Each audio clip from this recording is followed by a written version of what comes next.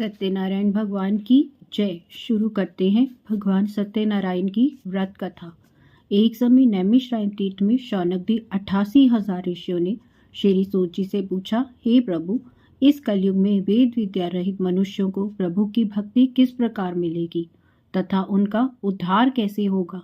इसलिए हे मुनिश्रेष्ठ, कोई ऐसा तप कहिए जिससे थोड़े समय में ही पुण्य प्राप्त हो तथा मनवांछित फल मिले। ये कथा सुनने की हमारी बहुत इच्छा है। सर्वशास्त्र ज्ञाता श्री सूत जी बोले, हे वैष्णवों में पूज्य, आप सबने सर्व प्राणियों के हित की बात पूछी है।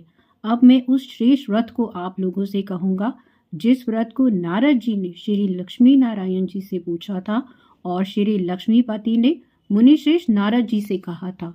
सो ध्यान से सुनो। एक समय योगी राज नारद जी दूसरों के हित की इच्छा से अनेक लोकों में घूमते हुए मृत्युलोक में आ पहुंची। वहां बहुत योनियों में जन्मे हुए प्राय सभी मनुष्यों को अपने कर्मों के अनुसार दुखों से पीड़ित देखकर सोचा, किस यत्न करने से निश्चय ही इनके दुखों का नाश हो सकेगा। ऐसा सोचकर वो विष्णु लोक को गए। वहां श्वेत वर्ण और 4 भुजाओं वाले देवों के ईश नारायण को, जिनके हाथों में शंख, चक्र, गदा और पद्म थी तथा वनमाला पहने हुए थे, देखकर स्तुति करने लगे। हे भगवान, आप अत्यंत शक्ति से संपन्न हैं। मन तथा वाणी भी आपको नहीं पा सकती। आपका आदि मध्य और अंत नहीं है। निर्गुण स्वरूप सृष्टि आदि के भूत एवं भक्तों के दुखों को नष्ट करने वाले हो। आपको मेरा नमस्कार है। नारद जी के ये वचन सुनकर विष्णु भगवान बोले, हे मुनिश्रेष्ठ, आपके मन में क्या है? आपका यहाँ किस कारण आगमन हुआ है? निसंकोच कहिए। तब नारद मुनि बोले, मृत्यु लोक में सब मनुष्य जो अनेक योनियों में पैदा हुए हैं और अपने अपने कर्मों के द्वारा अनेक प्रकार के दुखों से दुखी हो रहे हैं। हे नाथ, मुझ पर दया रखते हुए बतलाइए कि उन मनुष्यों का सब दुख थोड़े ही प्रयत्न से कैसे दूर हो सकता है। श्री हरि बोले, हे नारद, मनुष्य की भलाई के लिए तूने ये बहुत ही अच्छी बात पूछी है। जिस काम को करने से मनुष्य मोह से छूट जाता हूँ वह कहता हूँ। सुनो, बहुत पुण्य देने वाला स्वर्ग तथा मृत्युलोक दोनों में एक दुर्बल व्रत है। आज मैं प्रेमवश होकर तेरे से कहता हूँ। सत्यनारायण जी का व्रत अच्छी तरह विधि विधान पूर्वक करने से मनुष्य तुरंत ही यहाँ से सुख होकर मरणोपरांत मोक्ष को प्राप्त होता है। श्री हरि जी के वचन सुनकर नारद जी बोले कि उस व्रत का क्या फल है, क्या विधान है, किसने ये व्रत किया है और किस दिन ये व्रत करना चाहिए, विस्तार से कहो। भगवान बोले, दुख शोक आदि को दूर करने वाला, धन धान्य को बढ़ाने वाला, सौभाग्य तथा संतान को देने वाला, सब स्थानों पर विजय प्राप्त कराने वाला, भक्ति और श्रद्धा के साथ किसी भी दिन शाम के समय धर्मपरायण होकर मनुष्य ब्राह्मण और बंधुओं के साथ श्री सत्यनारायण जी की पूजा करे। भक्ति भाव से नैवेद्य, केले का फल, घी, दूध और गेहूं के चूर्ण का सवाया लेवे। गेहूं के अभाव में साठी का चूर्ण, शक्कर तथा गुड़ ले। सब भक्ष्य भोजन पदार्थों को जमा करके भगवान को अर्पण कर देवे और बंधुओं सहित ब्राह्मण को भोजन करावे। तत्पश्चात स्वयं भोजन करे। नृत्य गीत आदि का आचरण कर सत्यनारायण भगवान का स्मरण कर समस्त समय व्यतीत करे।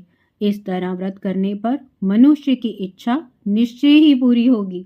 विशेषकर करी काल में भूमि का और मोक्ष का यही सरल उपाय है।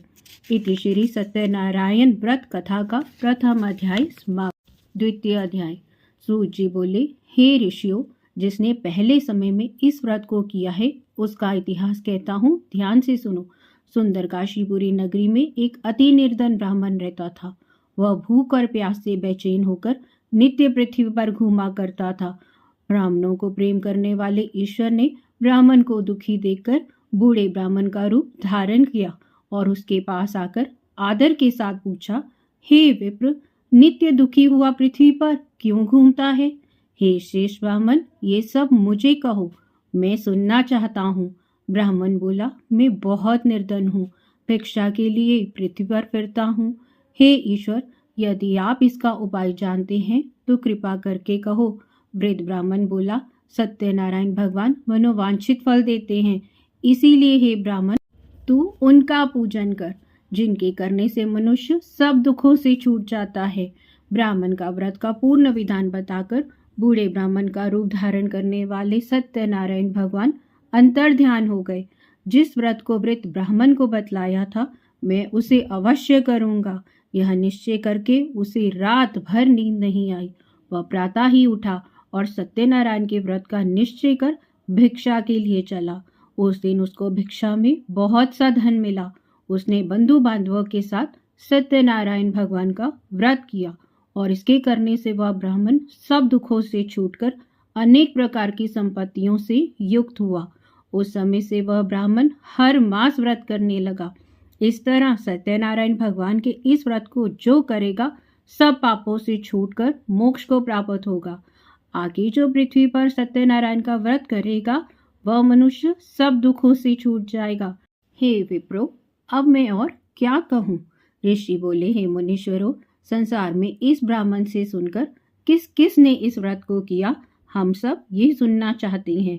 इसके लिए हमारे मन में बहुत ही श्रद्धा है। सूत जी बोले, हे मुनियों, जिसने इस व्रत को किया है वह सब सुनो।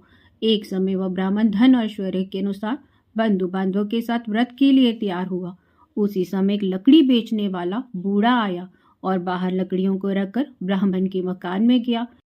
प्यास से दुखी लकड़हारे ने उसको व्रत करते देखकर लकड़हारा ब्राह्मण को नमस्कार कर कहने लगा, आप ये क्या कर रहे हैं? इसको करने से क्या फल मिलता है? कृपा करके मुझे भी बताइए। ब्राह्मण ने कहा, सर्व कामनाओं को पूरा करने वाला ये सत्यनारायण भगवान का व्रत है। इसकी कृपा से मेरे यहाँ धन धान्य आदि में वृद्धि हुई है। ब्राह्मण से इस व्रत के बारे में जानकर लकड़हारा बहुत प्रसन्न हुआ। चरणामृत ले और प्रसाद खाने के बाद अपने घर को गया। लकड़हारे ने मन में यह संकल्प कर लिया, आज ग्राम में लकड़ी बेचने से जो धन मिलेगा उसी से सत्यनारायण देव का उत्तम व्रत करूंगा। ये मन में विचार कर बूढ़ा ब्राह्मण लकड़ियां अपने सिर पर रखकर जिस नगर में धनवान लोग रहते थे, वह ऐसे सुंदर नगर को गया। उसे रोज से उन लकड़ियों के दाम में पहले से दिनों से चौगुना धन मिला। तब बूढ़ा लकड़हारा दाम लेकर अति प्रसन्न होकर पक्के केले की फली, शक्कर, घी, दुग्ध और दही, गेहूं का चूर्ण इत्यादि सत्यनारायण भगवान के व्रत की कुल सामग्री को लेकर अपने घर को गया।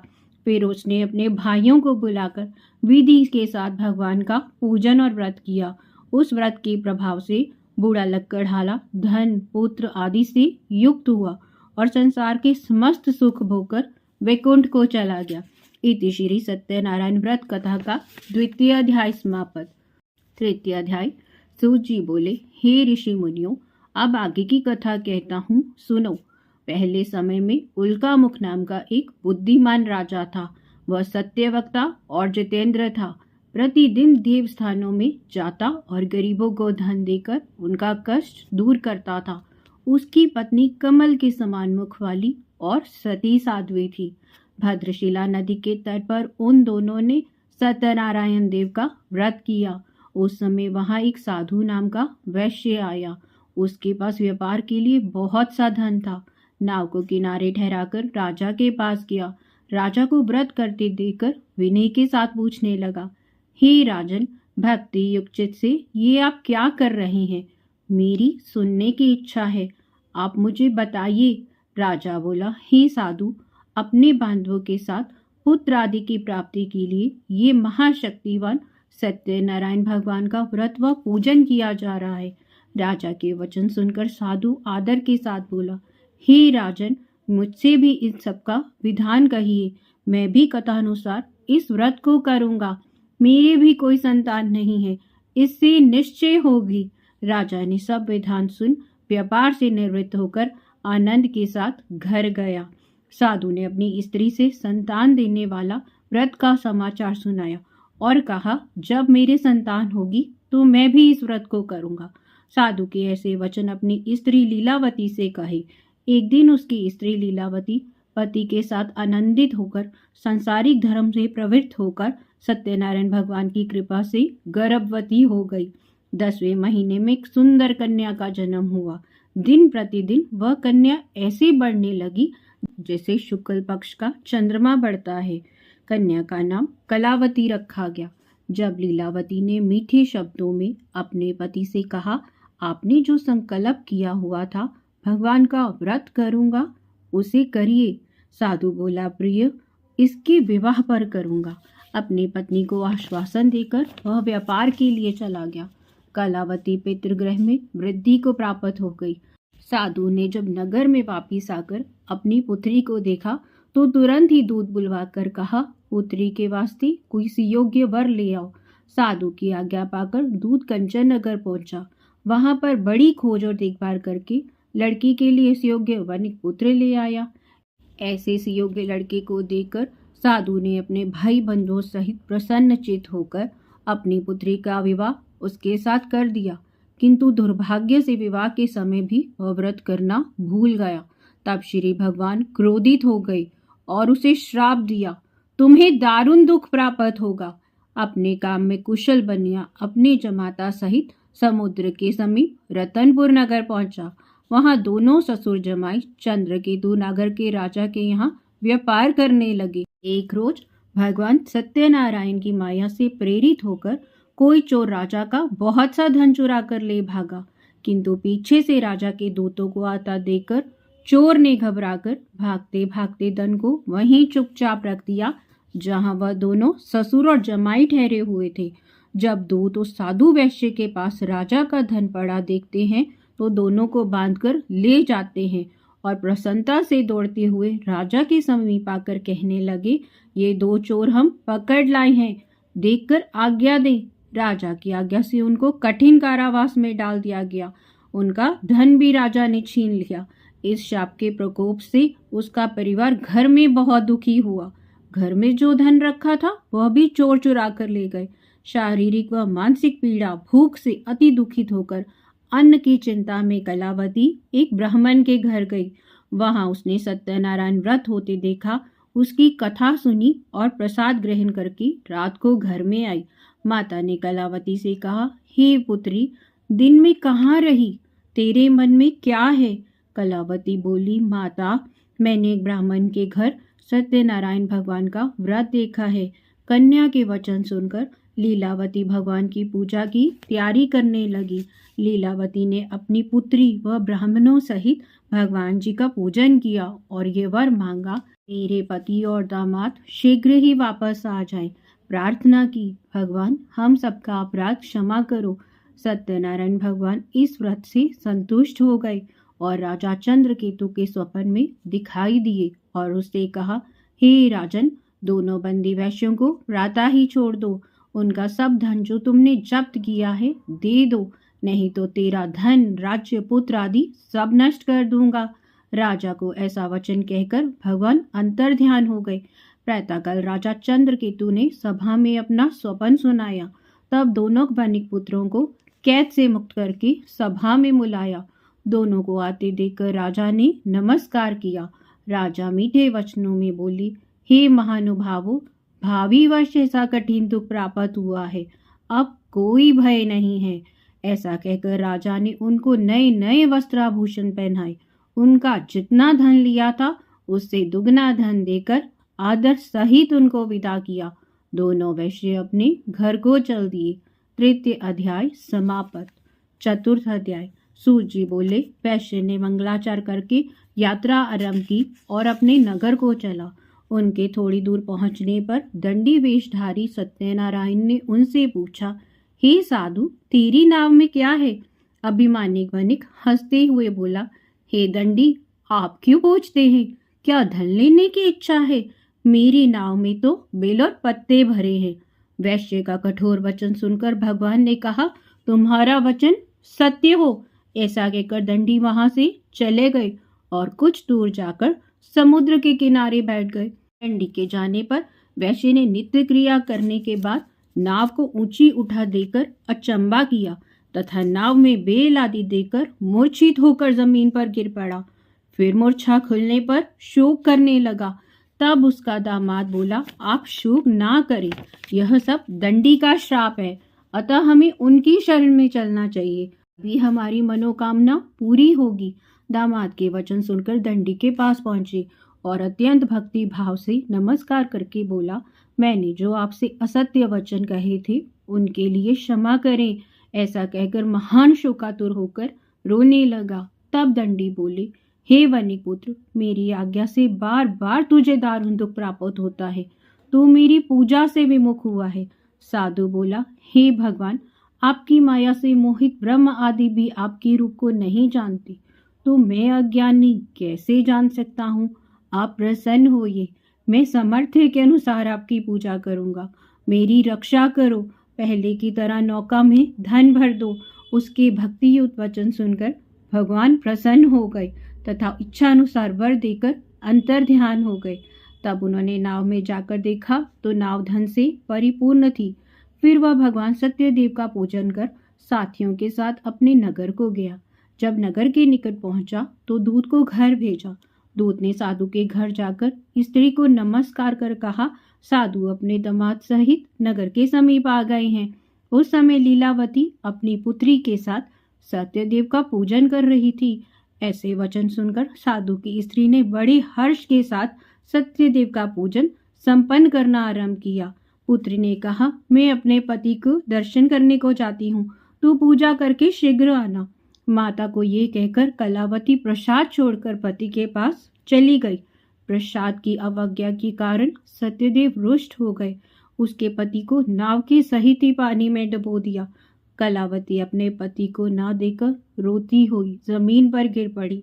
इस तरह नौका को डूबा हुआ तथा कन्या को रोता देखकर साधु बहुत दुखी हुआ। हे प्रभु, मुझसे या मेरे परिवार से जो भूल हुई है उसे क्षमा करो। उसके दीन वचन सुनकर सत्यदेव भगवान प्रसन्न हो गए और कहा, हे साधु, तेरी कन्या मेरा प्रसाद छोड़कर आई है, इसीलिए उसका पति अदृश्य हुआ है। घर जाकर प्रसाद खाकर लौटे तो पति अवश्य मिलेगा। आकाशवाणी सुनकर कलावती ने घर पहुंचकर प्रसाद खाया। फिर उसने आकर अपने पति के दर्शन किए। तब वैश्य परिवार के सब लोग बहुत प्रसन्न हुए। फिर साधु ने बांधवों सहित सत्यदेव का विधि पूर्वक पूजन किया। उस दिन से हर पूर्णिमा व संक्रांति को सत्यनारायण देव का पूजन करने लगा। फिर इस लोक में सुख भोगकर अंत को स्वर्ग लोक में गया। चतुर्थ अध्याय समाप्त। पंचम अध्याय। सूत जी बोले, हे ऋषियों, मैं और भी कहता हूँ, सुनो।